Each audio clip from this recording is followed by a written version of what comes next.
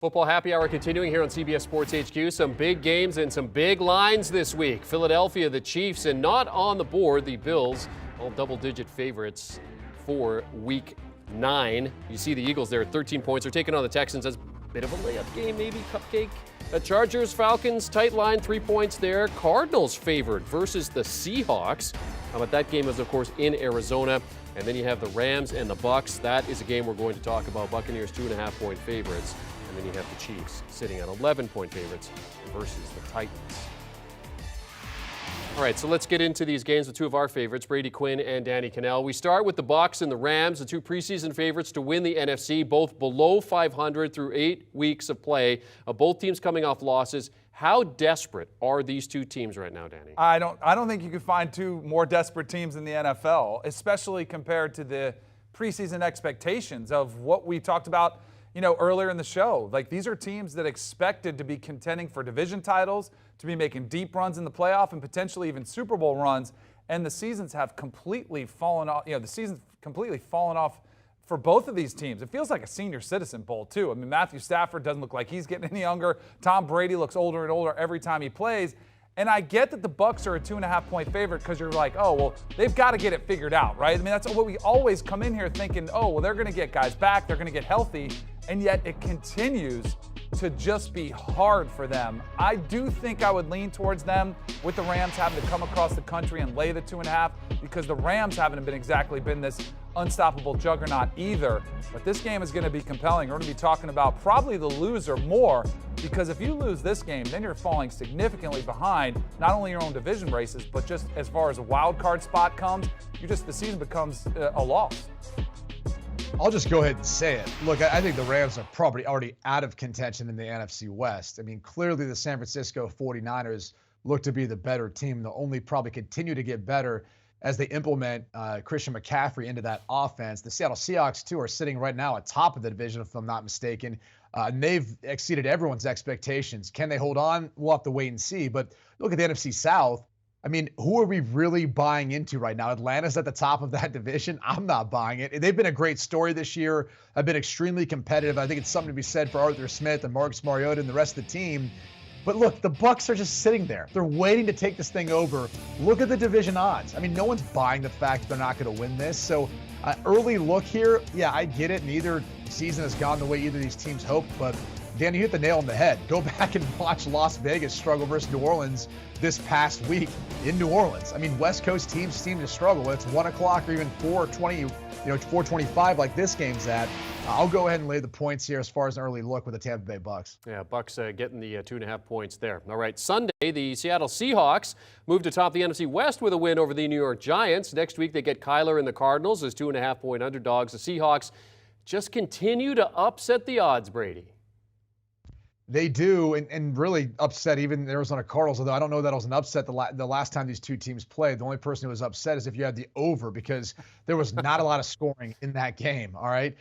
This game, I assume, will be tight, though, but based on the spread here, but also just looking at how these two teams match up. And now Arizona gets to host the Seattle Seahawks. The difference is D-Hop's back, and he's averaging 11 receptions and over 130 yards in the 2 games since he's been back. That's not only the best in the NFL, it's the best in his entire career. So for all those who thought he was washed up or thought he was getting old, early look so far, not so much. He's been incredible. They've moved him around, put him in the slot more so than just isolated him on the backside. I would imagine he ends up being the difference in this one.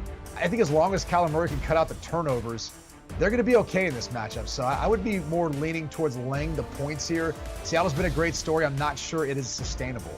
I'm with you. I look at the Seahawks. I'm with Brady, though. It's a great story. Geno Smith, 13 touchdowns, 3 interceptions. He's top 3 or 4 in most passing categories. Pete Carroll kind of revamping this roster, bringing in Charles Cross as a tackle, getting Kenneth Murray to get that ground game going. It feels like a young Legion of Boom team. I look at their schedule, some of the wins that they've had. It's not like they've run through a gauntlet. I don't want to take away from what they've done, But I do feel like going on the road, the Cardinals, again, more of a position of desperation here for the Cardinals coming back home. I think they'll figure things up enough to put up some points to come out on top of this one. So I'll take the home favorite as well. But they beat the Giants. That was the prove-it game. Yeah, but it's the Giants. Exactly. Like you said, we're still at that. We're still at that. It's the Giants. Yes, we are. I think a lot of these teams that are at the bottom, like the NFL is designed so that teams can have turnaround seasons and you get this hope and belief.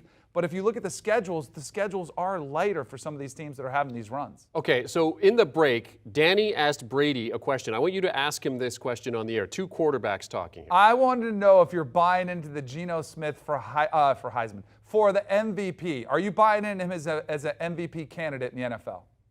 I said yes. As of right now, he's part of the conversation. You have to give him credit. He's been phenomenal this year.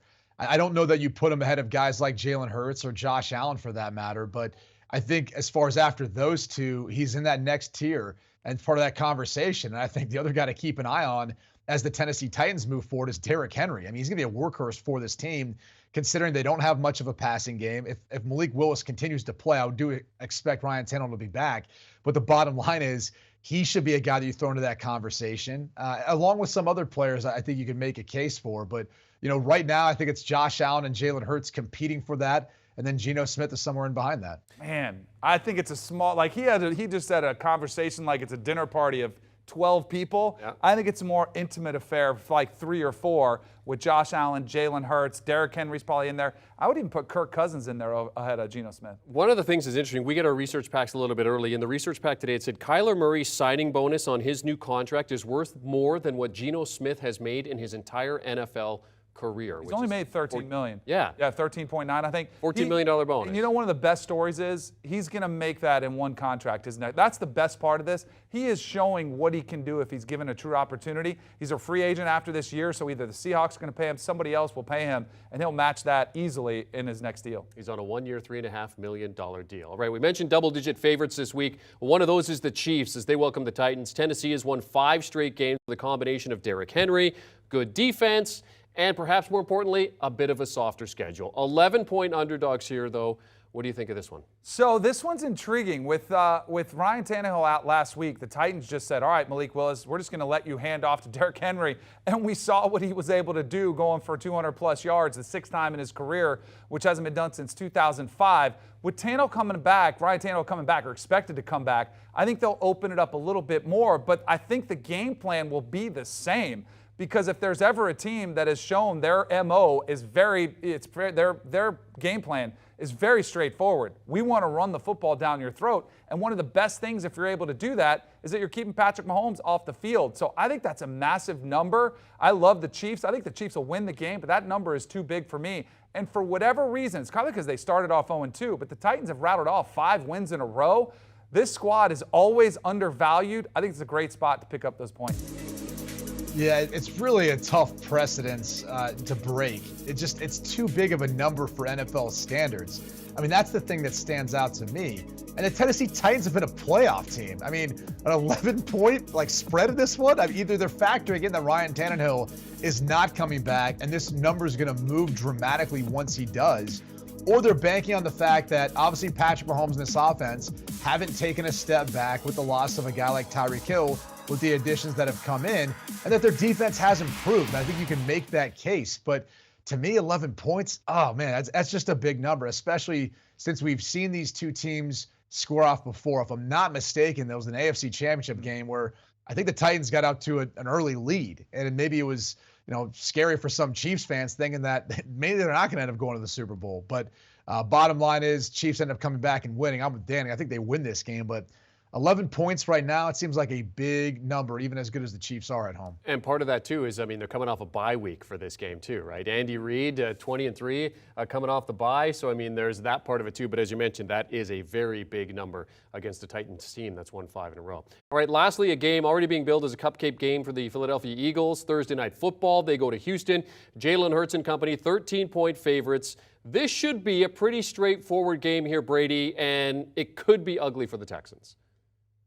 It could be, but let's not forget, you're getting to that portion of the season where teams are having a hard time recovering, especially on the short week. This is a Thursday Night Football game, and if history tells us anything, home teams typically have the advantage. Now, the problem is these two teams are drastically far apart. In fact, it might be the top team or the second top team in the NFL versus what could be the worst team in the NFL in the Houston Texans. So the spread's warranted. It's a lot of points. I just have a hard time thinking the Houston Texans are going to be able to stop the rushing attack or the passing attack. I mean, you saw A.J. Brown just do away with the Pittsburgh Steelers, scoring 3 touchdowns this past week. I don't know that the Texans match up any better. It will be fun to see Derek Stingley on A.J. Brown when they do match up from time to time. But the bottom line is I have a hard time believing that the Texans can keep this one competitive. The only saving grace is the Eagles actually haven't been that good against the run this year. They're 29th in yards per attempt, I think 15th when it comes to yards. So maybe it's a spot where Dameon Pierce can keep this one close, but early indications, I just have a hard time thinking the Texans can even keep this one close. So I know it's a big line for a road team in a short week, but I think I'd lay the points here, Danny. It's such a big number. We were talking about earlier about the competitive, balance in the NFL. Who do you trust that much? I mean, the Eagles are definitely one of the best teams in the NFL. Mentioned on a short week. I also think there was a trend from earlier in the season where they were up so much at halftime, and then they hardly scored in the second half. Like the first 3 or 4 games of the season, they only had like 7 points in the second half because they just kind of sat on the ball and let the game kind of end because they had such a significant lead. I'm tempted to take the Texans and take those 13 points playing at home, but the Eagles are scary to go against too because they might just run through the Houston Texans like sliced bread. So I'd probably say avoid this one. If you put me to it, I'd probably take the points just because on principle alone. That's a big number. Yes. So Brady Quinn, Danny Kanell with the early look at a few of the notable games in Week 9. Great stuff as always, gentlemen. Thanks for hopping on the Football Happy Hour. And for more from the NFL, including in-depth highlights and analysis, be sure you're checking out Inside the NFL. A new episode drops every Tuesday, streaming exclusively on Paramount+. Do you want a sports network that delivers everything that matters about the game? The highlights, the picks, the instant analysis, no yelling, no fake debates, no politics. Hit the subscribe button and never miss a moment.